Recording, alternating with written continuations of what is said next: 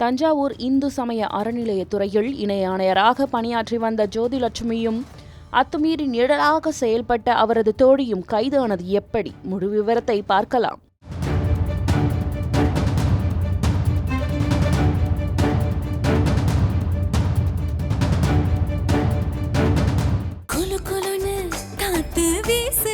உங்கள் சத்யாவில் குளு குளு ஏசி ஆஃபர். தஞ்சை மாவட்டம் அம்மாப்பேட்டை அருகே உள்ள தீபாம்பாள்புரம் வன்மீகநாதர் கோயிலில் நடைபெற்று வரும் திருப்பணிகளுக்கான நிதியை விடுவிப்பதற்காக ஒப்பந்ததாரர் மதியழகனிடம் ஜோதிலட்சுமி 1 லட்சம் ரூபாய் லஞ்சம் கேட்டதாக குற்றச்சாட்டு எழுந்தது.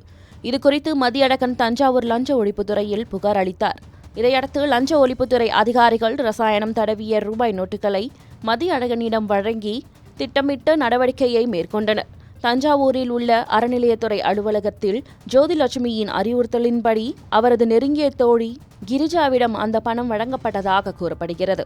அப்பொழுது மறைந்திருந்து கண்காணித்த லஞ்ச ஒழிப்புத்துறை அதிகாரிகள் ஜோதிலட்சுமி மற்றும் கிரிஜா ஆகிய இருவரையும் கைது செய்தனர். இந்த வழக்கில் மேலும் கவனம் ஈர்ப்பது கிரிஜா அரசு ஊழியர் அல்லர் என்ற தகவல்தான்.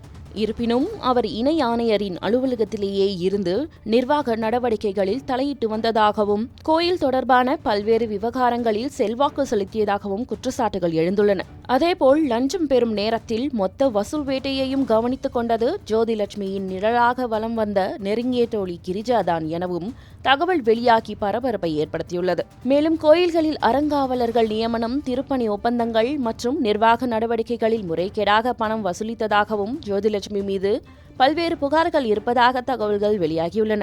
எனினும் இந்த குற்றச்சாட்டுகள் அனைத்தும் தற்போது விசாரணையில் உள்ளன.